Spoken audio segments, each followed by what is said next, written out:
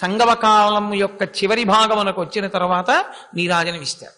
నీరాజన మంత్ర పుష్పాలు అయిపోయిన తర్వాత లేచి బయటికి వచ్చి అప్పుడు బ్రహ్మయజ్ఞం చెయ్యాలి. బ్రహ్మయజ్ఞం అంటే వేదంలో తను ఏ శాఖలో పుట్టాడో, ఏ వేద భాగాన్ని తాను చదువుకోవాలో ఆ వేద భాగాన్ని తీసి పఠనం చెయ్యాలి. ఆ పఠనం అయిపోయిన తర్వాత అప్పుడు భూతయజ్ఞం చెయ్యాలి. భూతయజ్ఞం అంటే అప్పటికి అన్నం తయారవుతుంది, మహానైవేద్యం పెట్టి అది పట్టుకెళ్ళి జంతువులకి పక్షులకి వాటికి పెట్టి బలి పెట్టడము అంటారు. అక్కడక్కడక్కడక్కడ పెట్టొస్తారు. కుక్క రాలేదండి అని వీధిలో నించోక్కర్లేదు, ఎక్కడొక్కడ పెట్టొస్తే భూతములు వచ్చి తింటాయి. తర్వాత అతిథి యజ్ఞం చెయ్యాలి. అతిథిని పిలిచి ప్రశాంతంగా కూర్చోబెట్టి అయా మెల్లిగా తినండి అని భోజనం పెట్టాలి. ఇందులో స్వాధ్యాయం అయిపోయిన తర్వాత శిష్యుల్ని కూర్చోబెట్టి వాళ్ళకి పాఠం చెప్పాలి. వేదం నేర్చుకుంటానని వచ్చిన శిష్యుడు ఎవరుంటారో ఆయన్ని కూర్చోబెట్టి ఆయనకి కొంతసేపు పాఠం చెప్పాలి. ఆ తర్వాత 1:12 దాటుతూ ఉండగా అప్పుడు భోజనం. అప్పటి వరకేం ఉండదు. 1:12 దాటిపోయిన తర్వాత భోజనం. ఆ భోజనం చేసేటప్పుడు మళ్ళీ ఎన్నో నియమాలు ఉంటాయి. అన్ని నియమాలతో భోజనం చెయ్యాలి. ఆ భోజనం పూర్తి అయిపోగానే కాసేపు తువ్వాలేసు పడుకుంటానని అనకూడదు. పురాణ పఠనము ఇలా పూర్తి చేసి చేయి కడుక్కుని వెళ్ళి కూర్చోవాలి. కూర్చుని పవిత్రోవా నీళ్లు చల్లుకుని పీఠం పెట్టుకుని ఏ గజేంద్ర మోక్షం, ప్రహ్లాదోపాఖ్యానం, కృష్ణలీలలు, శ్రీరామాయణం ఇలాంటిది పురాణ పఠనం చెయ్యాలి. ఇన్నింటి వరకు 3:36 వరకు చెయ్యాలి. ఇందులో 3:36 దాటిపోయిన తర్వాత మళ్ళీ స్నానం చేయాలి. స్నానం చేసి అప్పుడు వచ్చిన వాళ్లతో కాసేపు ఈ పురాణము మొదలైనటువంటి విషయం గురించి మాట్లాడాలి. తర్వాత స్నానం చేసి పొద్దున్న మళ్ళీ హోమం ఉంటుంది. ఆ హోమాదులు పూర్తి చేయాలి. మళ్ళీ సాయంకాలం హోమం చేయాలి. ఇంట్లో బ్రహ్మచారి అయినటువంటి కొడుకుంటే ఆ కొడుకు సమిధాదానం చేయాలి సాయంకాలం అగ్నిహోత్రంలోకి. చదువుకునే శిష్యులుంటే వాళ్ళు సమిధాదానం చేయాలి అగ్నిహోత్రంలోకి. అప్పుడు తాను మళ్ళీ 1000 పర్యాయాలు గాయత్రి చేస్తాడు. గాయత్రి చేసిన తర్వాత అప్పుడు మళ్ళీ ఇంట్లోకి వచ్చి ప్రశాంతపడి కాసేపు భజన చేసుకుంటాడు. భజన చేసుకుని, అంటే ఉద్యోగం ఎప్పుడండి అంటే నేను ముందే చెప్పాను, అందుకే ఎప్పుడో సెలవు ఉన్ననాడు ప్రయత్నం చేయండి, లేదా పదవీ విరమణ తర్వాత చెయ్యండి. ఎందుకంటే వేదం చెప్పినట్లుగా బ్రతుకుట అంటే నిజానికి ఇవాళ మనం ఉన్న పరిస్థితుల్లో అది ఊహకి కూడా అందనిది. కాబట్టి తపస్సు, ఇది నేను చెప్పింది తపస్సులో కోటో వంతు చెప్తున్నాను. ఇది కోటో వంతు ఇంకా తపస్సులో. దీనికి మనకున్నటువంటి జీవన విధానం సరిపోనంత దూరంగా వెళ్ళిపోయాం మనం వేదానికి. ఇవ్వాల పూర్వం అలాగే జీవించేవారు. ఇప్పటికీ కేరళ రాష్ట్రంలో అగ్రహారాలు ఉంటాయి. మీరు ఎప్పుడైనా కేరళలో వెళ్ళి చూస్తే అగ్రహారాలు మీకు కనపడుతుంది. 2-3 ఎకరాల మధ్యలో ఇల్లు ఉంటుంది. వాళ్ళు 6 నెలలు సెలవు పెట్టేస్తారు. గురువు గారిని ఇంటికి తెచ్చుకుంటారు. ఇంట్లోనే కొంత వరి పండుతుంది, కొంత ఏదో కాయగూరలు పండుతాయి. భార్య వండి పెడుతుంది. వాళ్ళు ఇప్పుడు నేను ఎలా చెప్పానో అలాగే చేస్తారు. గురువు గారిని పెట్టడం కావు అంటారు దాన్ని. ఆ కావు అని అగ్రహాల కావులని పేరు. అందులో వాళ్ళు ఇలాగే స్వాధ్యాయం అవి చేస్తుంటారు. వేదం చదువుకోవడం అవి మధ్యశిఖా సంప్రదాయం. మనం ఇక్కడ శిఖ పెట్టుకుంటాం, వాళ్ళు ఇక్కడ శిఖ పెట్టుకుంటారు. మధ్యశిఖా సంప్రదాయంతో ఉంటారు. ఆ నంబూద్రి బ్రాహ్మణులు వాళ్ళ యొక్క ఆచార నిష్ఠ అవి చూస్తే చాలా గమ్మత్తుగా ఉంటుంది. అంత చక్కగా చదువుకుంటారు వాళ్ళు. కాబట్టి ఇదంతా పూర్తయితే ఆ రోజున తిథి యందు ఏ ప్రత్యేకత లేదని గుర్తు. అందుకని 1:12 తర్వాత అన్నం తిన్నాడు. ఇందులో మళ్ళీ నైమిత్తిక తిథులను ఉంటాయి కొన్ని. నైమిత్తిక తిథి అంటే షష్ఠీ వ్రతం, ఋషిపంచమి వ్రతం, గోకులాష్టమి, అలాగే లేకపోతే శ్రీరామనవమి, గ్రహణం, శ్రాద్ధం, ఎవరో పెద్దవాళ్ళది తదినం పెట్టడం, ఇలాంటివన్నీ వస్తాయి. వస్తే తొందరపడకూడదు. 1:12 అయిపోయిందని. వచ్చిన భోక్తలు వాళ్ళు భోజనం చేసి వెళ్ళేటప్పటికీ 4 అవ్వచ్చు, అప్పుడే భోజనం. ఈలోగా కార్యక్రమం కొంత మారిపోతుంది. నైమిత్తిక తిథిని బట్టి ఆ రోజు పితృదేవతార్చన ఉంటే దాని వైపుకు ఒరిగిపోతుంది కార్యక్రమం. అది ప్రధానం. కాబట్టి అటువైపుకి ప్రాధాన్యత పెంచుతాడు. పెంచి నైమిత్తికం అంతా చేస్తాడు. ఏ నైమిత్తిక తిథి నాడు ఏది చెయ్యాలో అది చేస్తాడు. ఇప్పుడు నాకు ఒక మాట చెప్పండి. ఆఫీసులో మీరు చాలా బిజీగా ఉన్నారనుకోండి, ఎవరో వచ్చి మిమ్మల్ని కోటేశ్వరారు మీతో ఒకసారి మాట్లాడాలని వచ్చామండి. చాలా ముఖ్యమా? చాలా ముఖ్యం కాదండి, కొంచెం మాట్లాడాలి. అయితే ఓ పని చేయండి, 2 రోజులు పోయాక కనపడండి. ఖాళీ లేదు, చాలా ఒత్తిడిలో ఉన్నాను, అంతే మాట్లాడతాను కదా. అని నా పని నేను చేసుకోబోతాను, ఇంకా వాళ్ళ గురించి చూడను, వాడే 2 నిమిషాలు చూసి వెళ్ళిపోతాడు. సరే 2 రోజులు పోయాక ఎప్పుడో పెడదాం లేదు. నాకంత ఒత్తిడిలో ఉంటే వచ్చిన వాళ్ళని పలకరించే అవకాశం నాకు ఉంటుందా? ఉండనప్పుడు నిద్ర లేచింది మొదలు రాత్రి నిద్రపోయే పర్యంతము మనసంతా భగవదాభిముఖమైపోతే దాని ఎందుకు కామం ఎలా ప్రవేశిస్తుంది? అసలు లౌకికమైన కోరికలు ఏముంటాయి ఆ మనసుకి? అందుకే ఒక చోట ఒక మహాత్ముడు అన్నాడు, కామం వచ్చింది నా దగ్గరికి, నా హృదయ కవాటాన్ని తట్టింది, నాకు ఖాళీ లేదు తలుపు తెరవడానికి, విసుగెత్తి వెళ్ళిపోయింది పక్కింటికి అన్నాడు. అసలు వాళ్ళకి ఆలోచించడానికి సమయం ఉండదు. అందుకే మీరు పురాణం ఎప్పుడైనా చదివితే మీకు ఒక మాట కనపడుతుంది. వాళ్ళు గృహస్థాశ్రమంలో ప్రవేశిస్తారు, వివాహం అయిపోతుంది. అయిపోయాక ఆయన తపస్సులో ఉంటాడు, భార్య ఆయనకి సేవ చేస్తుంది. ఆయనకి ఎప్పుడో జ్ఞాపకం వస్తుంది, అయ్యో పిచ్చిది 10 ఏళ్ల నుంచి ఇలా సేవ చేస్తూనే ఉందిరా మనకి అని గుర్తొచ్చి, నీకేం కావాలంటాడు. ఆవిడంటుంది, నువ్వు ఇంత గొప్ప గొప్ప తపస్సు చేశావు కాబట్టి నాకు గొప్ప భగవద్భక్తి కలిగిన కుమారుడు కావాలంటుంది. అప్పుడు అనుగ్రహిస్తాడు కొడుకుని. అది కూడా యజ్ఞమే వాళ్ళకి. ఆఖరికి సంతానోత్పత్తిని కూడా యజ్ఞంగానే వాళ్ళు భావన చేస్తారు, అంత పవిత్రం. కాబట్టి జీవితం అంతా కూడా భగవన్మయం చేస్తారు. ఎందుకని అంటే ఇదంతా తపస్సు యందు అంతర్భాగము. దేని కొరకు ఇలా అంతర్భాగం చేయడం అంటే, అసలు ముందు ఈ శరీరము అంత శుద్ధిని పొందితే తప్ప, ఎన్ని కోట్ల జన్మల నుంచి ఈ శరీరంలో ఉన్నటువంటి మనసు ఎన్ని తప్పు పనులు చేసేసిందో, ఇప్పుడు దాన్ని కొత్తగా భగవత్ సంబంధమైనటువంటి అద్వైతీ భావన యందు నిలబడడానికి కావలసిన యోగ్యతని సంతరింపచేయాలంటే అంత చిత్తశుద్ధి కొరకు ఈ శరీరాన్ని అంత శుద్ధి చేయవలసి ఉంటుంది. శుద్ధి అంటే అదే పనిగా ఏదో తప్పు చేసింది అంటూ కూర్చోవడం కాదు. మళ్ళీ తీసుకొచ్చి భగవత్ కార్యమునందు మునక వేయిస్తారు. అది ఎడతెరిపి ఉండదు, ఖాళీ ఉండదు. అంత కార్యక్రమం వేదం నిర్ణయం చేస్తుంది. ఈ కాలముల యందు నువ్వు ఈ పనులు చెయ్యాలని. ఆ పనులు చేసుకుంటూ వెడుతుంటాడు. అది చేసుకుంటూ వెళ్ళడం నిత్యకర్మ. మళ్ళీ విశేష క్రతువులు ఆయా తిథుల యందు చేయడం నైమిత్తిక కర్మ. మళ్ళీ ఇందులో నైమిత్తిక తిథులు వచ్చాయనుకోండి, అది అంత చాలా విచిత్రంగా ఉంటుంది, అంత గొప్పగా మారిపోతుంది. అంతవరకు ఎందుకండి? రోజుని బట్టి తిథిని బట్టి మళ్ళీ మార్పు వచ్చేస్తుంటుంది.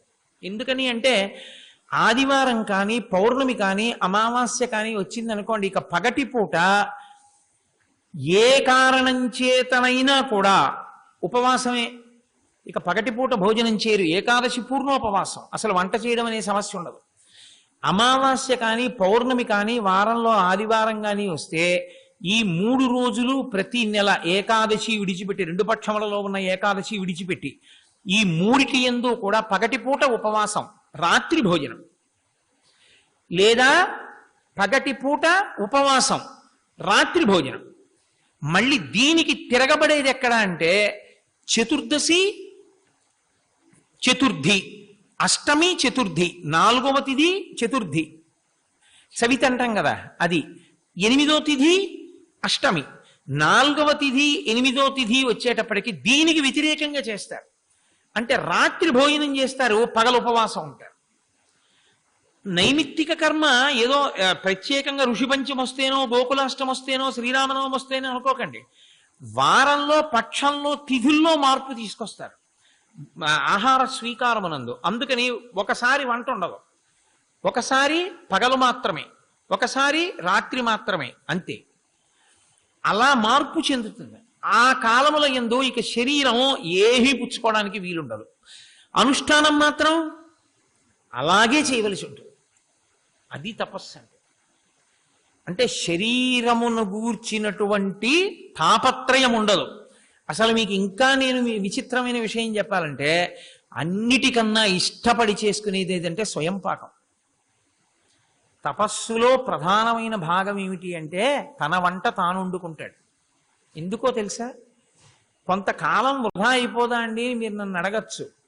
ఎందుకు స్వయం పాకం చేసుకుంటారు అంటే, స్వయం పాకం చేసుకోవడానికి 3 కారణాలు ఉన్నాయి. ఒకటి, స్వయం పాకం చేసుకునేవాడికి ఇంత పెద్ద కార్యక్రమం వాడు చేసుకోవలసి ఉంది కాబట్టి 30 రకాల వంటలు వండుకోడు. ఇంకా అవతల ఆ కార్యం ప్రధానం, వాడికి మనసులో కోరికలు లేవు, అది తిందాం ఇది తిందాం అని. అన్నం పప్పు పడేసుకుంటాడు చాలు, అన్నం పప్పు మజ్జిగ ఏ పోషకాహారాలు అందుతాయా, ప్రోటీన్లు అందుతాయా, మినరల్స్ అందుతాయా అంటే పూర్వం మరి అలాగే అందేయి. కాబట్టి చాలా తక్కువ వండుకుంటాడు. ఆహార పచనమునందు నియమం ఉంటుంది. ఆహారం ఎలా పడితే అలా మీరు తయారు చేశారనుకోండి, తయారు చేస్తే ఏమిటంటే మనసుకి దోషం వస్తుంది, ఉపాసన యందు నిలబడదు. అందుకని పదార్థమును కానీ అన్నం వండేటప్పుడు కానీ నియమం పాటించవలసి ఉంటుంది. దానికి సంపాదనా దోషము అని ఒకటి ఉంటుంది. తెచ్చిన పదార్థానికి నేనేమీ రూపాయలు అంచంపుచ్చుకోవట్లేదండి అన్నా, 11ంటికి వెళ్ళి ఆఫీస్లో 10ంటికి వచ్చినట్టు సంతకం పెట్టి జీతం తీసుకోవడంలో కూడా దోషం ఉంటుంది. మరి ఓ గంట 10 గంటలకు వెళ్ళకుండా 10 గంటలకు 11ంటికి వెళ్ళి 10 వేసేసావంటే ఓ గంట అనవసరపు జీతం పుచ్చేసుకున్నావా లేదా? దొంగ జీతమేనా అది? నువ్వు పని చేయకుండానే పుచ్చుకున్నావు. పోనీ కనీసం వెళ్ళావా 10ంటికి? 11ంటికి వెళ్ళావు, అటెండెన్స్లో వేసిన టైము 10. 30 రోజులకి 30 గంటలు నీకు జీతం ఉత్తినే పుచ్చుకున్నావంటే 30 గంటలంటే నువ్వు రోజుకి 8 గంటలు పనిచేయాలంటే ఇంచుమించుగా 4 గంటలు. 4 రోజుల జీతం నువ్వు దొంగతనంగా పుచ్చుకున్నట్లు లెక్కలోకి వచ్చింది. మరి అది ఆహార సంపాదన ఎందుకు దోషం రావా? జీతం పెట్టి తెచ్చిన బియ్యంలో. ఉపనిషత్తులో ఒక కథ ఉంది. ఉపనిషత్తులు అంతా చాలా జ్ఞానం గురించి గంభీరంగా ఉంటాయని మీరు అనుకోకూడదు. మధ్య మధ్యలో చాలా అందమైన కథలు ఉంటాయి. ఒకానొకప్పుడు ఒక గురువు ఉండేవారు. ఆయన సన్యాసి, ఆయన మహాజ్ఞాని, చాలా గొప్ప పవిత్రమైన హృదయం ఉన్నవాడు. ఆయన ఒక రాజుకి గురువు. ఒకానొకప్పుడు ఆయన అంతఃపురానికి వెళ్ళాడు, రాజుగారి అంతఃపురానికి వెళ్ళి శిష్యుడిదే కూర్చున్నాడు. ఆయనకి కావలసినటువంటి ధర్మశాస్త్రాన్నంతటినీ వివరణ చేశాడు. ఆయన విన్నాడు ధర్మశాస్త్రం అంతా. చాలా పొద్దయిపోయింది, మధ్యాహ్నం వేళ అయిపోయింది. నేను బయలుదేరతాను అన్నాడు. అంటే శిష్యుడు రాజు అన్నాడు, అయ్యయ్యో ఇంత పొద్దుకిపోయింది, ఇప్పుడు ఇంకా మీరు ఎక్కడికి వెళతారు, ఎక్కడ కందమూలాలు సేకరించుకుంటారు, ఎక్కడ భిక్షాటన చేస్తారు, ఎక్కడ అన్నం తింటారు? అందుకే భిక్షాటన ఇద్దరికి విధింపబడింది. ఒకటి సన్యాసికి విధింపబడింది, 2 బ్రహ్మచారికి విధింపబడింది. ఇద్దరికీ ఒక ప్రయోజనానికి విధింపబడలేదు. అది విచిత్రం. అగ్ని ఆరాధన చెయ్యకూడదు కాబట్టి సన్యాసికి, వినయం రావాలి కాబట్టి బ్రహ్మచారికి. 10 ఏళ్ల ముందుకెళ్ళి భవతి భిక్షాందేహి అన్నవాడికి వినయం ఉండదు. నేను భిక్షాన్నం తింటాడు కాబట్టి బ్రహ్మచారి వినయం కోసం. సన్యాసి పవిత్రతని నిలబెట్టుకుంటాడు, అగ్ని ఆరాధన చెయ్యడు కాబట్టి, అగ్నిని ముట్టుకోడు కాబట్టి, తన ఆహారం తను పచనం చేసుకోడు కాబట్టి. ఎక్కడికి వెళ్ళి ఇప్పుడు భిక్ష తీసుకుంటారు? నేను వేరే మీకు శౌచం ఉండేటట్టుగా బ్రాహ్మణుల్ని పెట్టి వంట చేయిస్తాను, మీరు భోజనం చేయండి అన్నాడు. గురువు గారు అన్నారు, సరేలే వాళ్ళకి చేస్తాను. ఏదో పాపం 2:30 అయిపోయింది. ఆయనకు ఒక గదిలోకి తీసుకెళ్లి భోజనం పెట్టారు. ఆయన చేసేసారు భోజనం, పడుకున్నారు. విశ్రాంతి ఏదో ఒక 2 నిమిషాల్లో పడుకున్నారు. ఆ గదిలో ఓ గోడకి ఒక ముత్యాలహారం వేసింది, ఓ మేకుకి తైలించుంది. ఎప్పుడూ లేనిది ఆయనకి ఆ ముత్యాలహారం చూస్తే ఇది నేను తీసేసుకుంటే అనిపించింది. ఆయన చటుక్కునది తీసి తన పంచెల చాపుల్లో చుట్టి లోపల పెట్టేసుకున్నాడు. మహారాజా వారి పరివారం గదిలోకి వచ్చారు. గదిలోకి వచ్చి వాళ్ళు ఇన్వెంటరీ అని ఒకటి ఉంటుంది, ఏ రోజుకు ఆ రోజు పెట్టినవన్నీ ఉన్నాయా చూస్తూ ఉంటారు. చూడండి, మనం ఎప్పుడైనా తిరుమల తిరుపతి దేవస్థానంలో అక్కడ రూమ్ తీసుకుని ఖాళీ చేసే ముందు మగ్గు దగ్గర నుంచి చూస్తారు అన్నీ ఉన్నాయో లేవో అని. అలా ఆ విషయంలో ప్రారంధ కర్మతో ఏడిచే వాళ్ళని ఒక్కళ్ళనే నేను చూశాను. పాపం రైల్వే కంపార్ట్మెంట్స్లో, ఏసీ కంపార్ట్మెంట్స్లో ఓ దుప్పటి తగ్గిపోయిందండి నేడుస్తుంటాడు. ఓ దుప్పటి తగ్గిపోవడం ఏమిటా అంటే వాడిని మీరు కలపాలి కానీ వాడు ఎన్ని కథలు చెప్తాడో. అయ్యా ఏం చేయమంటారండి, ఈ రోజుల్లో దుప్పట్లు మేము 2 ఇస్తాం కదండి, బెడ్షీట్ వేసుకుని కప్పుకొమ్మని పలచగా ఉందని మడతెట్టి పట్టుకెళ్ళిపోతున్నారండి, మా జీతం కోసేస్తారండి నేడుస్తాడు వాడు. అందుకని లెక్క చూసుకుంటాడు ప్రతిదీని. అలా లెక్క చూసుకున్నారు రాజసిబ్బంది వచ్చి. ఓ ముత్యాలహారం లేదు గోడ మీద. వెంటనే గదిలోకి ఎవరు వెళ్ళారు, ఎవరు వచ్చారు, అన్నం ఎవరు పెట్టారు, వంట ఎవరు చేశారు, మంచినీళ్ళు ఎవరిచ్చారు, కంచం ఎవరు పెట్టారు, గది ఎవరు తుడిచారు, పేర్లన్నీ తీశారు. అందులో పడుకున్న గురువు గారిని ఒక్కరిని వదిలేశారు. ఎందుకంటే మరి గురువు గారిని అడిగితే బాగుంటుందా, ముత్యాలహారం మీరు తీశారా గురువు గారిని అడుగుతారా? అందులో వదిలేశారు. వదిలేసి మిగిలిన వాళ్ళందరినీ నించోపెట్టాడు, దెబ్బలు కొట్టాడు. రాజు అడిగాడు, మహాప్రభో మాకేం తెలియదు అన్నాడు. పాపం వాళ్ళు బాధపడ్డారు. ఈయనకి రాత్రి పడుకున్నాడు, నిద్ర పట్టలేదు. ఈ ముత్యాలహారం నేను వేసుకుంటే ఎలా ఉంటుంది, ఎంత బాగుందో అది ఇది అనుకుంటున్నాడు. తెల్లవారేటప్పటికీ కడుపు బరువుగా అనిపించి అతిసారం ప్రారంభమైంది, విరేచనాలు మొదలయ్యాయి. ఆయనకి మెల్లిగా విరేచనాలు విపరీతంగా అయిపోయిన తర్వాత మనసు కుదుటపడింది. అరే నేనేమిట్రా ముత్యాలహారం దొంగిలించాను, నాకెందుకురా ఈ ముత్యాలహారం, తప్పు కదా, నేను ఇలాంటి పని ఎందుకు చేశానని ఆ ముత్యాలహారం పట్టుకెళ్ళి రాజుకి ఇచ్చేశాడు. మహారాజా, నేనే దొంగతనం చేశాను, నువ్వు నన్ను తప్ప అందరినీ విచారణ చేశావు. ముత్యాలహారం దొంగిలించిన వాడికి ఏ శిక్ష వేస్తావో అంతకన్నా ఎక్కువ శిక్ష నాకు వేయి. గురుస్థానంలో ఉండి దొంగతనం చేశాను కాబట్టి నేను ఎక్కువ శిక్షకి పాత్రున్నన్నాడు. మహారాజు అన్నాడు, ఎవరో దొంగ మీకు ఇది ఇచ్చి మీరు పట్టుకొచ్చి నాకు ఇస్తే ఏమీ అనను కదా అని మిమ్మల్ని ఆశ్రయించాడు. మీరు కరుణా సముద్రులు కనుక నేను ఇచ్చేస్తాను లేరా అని వాడిని రక్షించారు, మీరెందుకు తీస్తారని. కాదు మహారాజా, నేనే దొంగిలించాను అంటే రాజు తెల్లబోయి అన్నాడు, సరే దేనికైనా విచారణ అని ఒకటి ఉంటుందిగా, మీరు అసలు ఎందుకు తీయవలసి వచ్చింది, ఆ బుద్ధి మీకెందుకు పుట్టింది, మేము విచారణ చేయవలసి ఉంటుంది అని విచారణ చేశాడు. చేస్తే అసలు ఈ నగ తీద్దామన్న ఆలోచన మీకు ఎప్పుడు వచ్చింది, ఇస్తేనే పుచ్చుకోని వారు అంత దొంగతనంగా ఎందుకు తీశారు, ఎప్పుడు పుట్టింది ఈ బుద్ధి మీకని అడిగారు. ఆయన కళ్ళు మూసుకొని పరమేశ్వరుణ్ణి ధ్యానం చేసి ఆ జ్ఞాపకానికి వచ్చింది. అంతఃపురంలో అన్నం తిన్నాక నాకు ఆ బుద్ధి పుట్టింది, మహారాజా నాకు పెట్టిన అన్నంలో ఏ దోషం ఉందో విచారణ చేయి కదా అని ఆ బియ్యం వండి పెట్టాను, అందుకని నా తప్పే ఉందన్నాడు. ఓహో, దొంగ ఎత్తుకొచ్చినటువంటి దొంగ సొమ్ము ప్రభుత్వపరమైంది, ఆ బియ్యం నాకు వండి పెట్టారు, అందుకే నాకు దొంగ బుద్ధి పుట్టింది మహారాజా. కాబట్టి అన్నం తినడం అన్నది అంత తేలిక విషయం కాదు. ఎక్కడ పడితే అక్కడ అన్నం అందుకు తినరు. ఎక్కడ పడితే అక్కడ అన్నం తినకపోవడానికి కారణం ఏంటంటే ఎవరిని చిన్నబుచ్చాలని కాదు, పాత్ర దోషము, పదార్థ దోషము, సంపాదనా దోషము, దైవమునకు సమర్పించిన ఆహారమా కాదా, పెట్టేటటువంటి వాళ్ళ యొక్క బుద్ధి ఇటువంటిది, ఇన్ని పదార్థం మీద పనిచేస్తాయి. పనిచేసినప్పుడు తిన్న ఆహారంలో 6వ వంతు మనసు అవుతుంది. ఆ మనసుకి ఉండేటటువంటి స్థిరత్వము నశించిపోతుంది. నశించిపోతే భగవంతుని యందు బుద్ధి నిలబడదు. అందుకని స్వయం పాకం చేసుకుంటారు. స్వయం పాకం చేసుకుంటే భగవత్కార్యం అంతుంటే ఊరికే కూరలు పచ్చళ్ళు పులుసులు 30 వండుకుంటాడు ఏంటి, ఏదో అన్నం పప్పు, కొంచెం సమయం ఉంటే కాస్త చారు లేకుండా అన్నం తినకూడదు అని వేదంలో ఒక నియమం ఉంది. చారు చేసుకోవడం మీద వేదంలో ప్రకరణం ఉందండి. చారు ఎలా ఉండాలో, చారు అంత ముఖ్యం. అల్లుడు అందరి బంధువులలోకి గొప్ప బంధువుడు ఎవరో తెలుసా, అల్లుడే. అల్లుడు ఇంటికి వస్తే పులుసు లేని అన్నం పెట్టకూడదు. ఇంట్లో పులుసు వండారు అంటే ఎవరో బంధువులు వచ్చారని గుర్తు. అల్లుడు గారు ఇంటికి వస్తే ఆయన తిన్నా తినకపోయినా పులుసు వండాలి, మర్యాద. అల్లుడు గారు వచ్చారని గుర్తు ఏంటంటే వంటశాలలో పులుసు తయారు చేస్తారు. తను ఈశ్వరారాధన చేస్తాడా, ఆహారం వండుకుంటాడా? పైగా పదార్థాన్ని వండుకునేటప్పుడు పాత్ర పొయ్యి మీద పెట్టేటప్పుడు ఈ కాయగూరలన్నీ తరుక్కుని నీళ్లలో పడేసి కడుక్కుని తీసుకెళ్లి పాత్రలో వేసే పర్యంతము భగవన్నామం చెప్పాలి. భగవన్నామం చెప్తూ వండాలి. పాత్రలో వేశాక కీర్తన చెయ్యాలి, ఈశ్వరుడి మీద పాట పాడుకుంటూ చేయాలి. అప్పుడు జపాలు అవి చేయకూడదు, మాడిపోతాయి. అప్పుడు చక్కగా కీర్తన చేసుకుంటూ ఏదైనా పాట పాడుతూ భగవంతుడి మీద వంట చెయ్యాలి.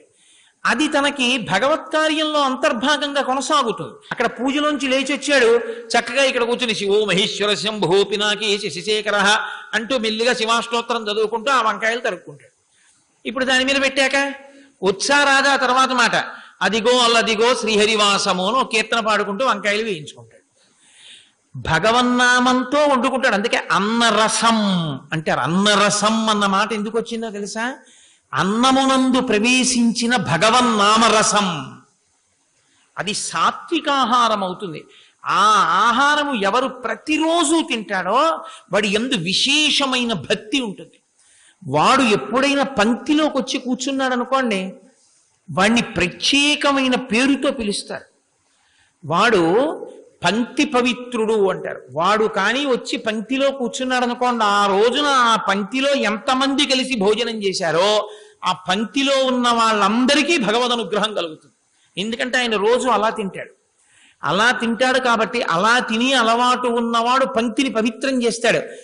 భోజనం చెయ్యడానికి అంత జాగ్రత్త ఉంది, అంత పద్ధతి ఉంది. నేను కొంచెమే చెప్పాను మీతో, ఎందుకో తెలుసా అండి? పంచేంద్రియములకు ఆహారం ఉంది. మళ్ళీ కంటికి ఆహారం ఏమిటో తెలుసా? చూడడమే. మీరు అలా కూర్చున్నారనుకోండి, ఏమీ చేయక్కర్లేదు, జపం చేయక్కర్లేదు, ధ్యానం చేయక్కర్లేదు, పూజ చేయక్కర్లేదు, ఏమీ చేయక్కర్లేదు. మిమ్మల్ని తీసుకెళ్ళి ఒక గదిలో కూర్చోబెట్టి ఒక కుర్చీ వేసి, కారాగారంలో పెడితే ఎందుకంత బాధపడిపోతారు? అదే ఓ కుర్చీ వేసి కూర్చోబెట్టి అలా చూస్తూ కూర్చోండి గోడలవి అన్నారనుకోండి, ఓ 2 గంటలు ఆగి బయటికి పోయి కాసేపు అలా తిరిగితే బాగుంటుందండి. ఇంట్లో ఉన్నవాడు బాల్కనీలో కెడతాడు, బాల్కనీలో ఉన్నవాడు మేడెక్కుతాడు, మేడెక్కినవాడు కిందకి ఎడతాడు, కిందకి ఎక్కినవాడు లిఫ్ట్ ఎక్కుతాడు, లిఫ్ట్ ఎక్కినవాడు ఇంట్లోకి వస్తాడు, ఇంట్లోకి వెళ్ళినవాడు టీవీ చూస్తాడు. దీనికి అన్నం పప్పు కూర పచ్చడి పులుసు చారు స్వీటు హాటు మార్చి మార్చి తిన్నట్టు ఇది తింటుంది. దీనికి ఆహారం అంది వేదాంతం. దీనికి ఆహారము దృశ్య విషయములు. అది మార్చి మార్చి చూడాలి, చూస్తే తప్ప ఉండలేదు. చెవి ఒకేలా వినపడితే దానికి ఇష్టం ఉండదు.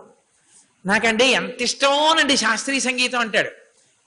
చాలా మంచిది, 3 రోజులు అవే వినండి అని పెట్టారనుకోండి, 2 గంటలు విని అమ్మో ఎందుకండి బాబు ఇంకేమైనా వింటానంటాడు. అన్ని వినలేడిగా. అంతవరకు ఎందుకంటే మహాలఘు దర్శనం అండి మమ్మల్ని తోసేశారండి అంటారు. సుప్రభాతం దగ్గర మొదటి గడప దగ్గర కూర్చోబెట్టి మధ్యాహ్నం మహానైవేద్యానికి కూడా అలా కూర్చోటి పర్వాలేదు అన్నారు అనుకోండి, అబ్బాయి నాకు బయట పని ఉందండి చాలా అనుకోలేదు కదండి ఇలా వస్తారని వచ్చేసారి కూర్చుంటానులేండి ఇంక ఇప్పుడు వద్దంటాడు.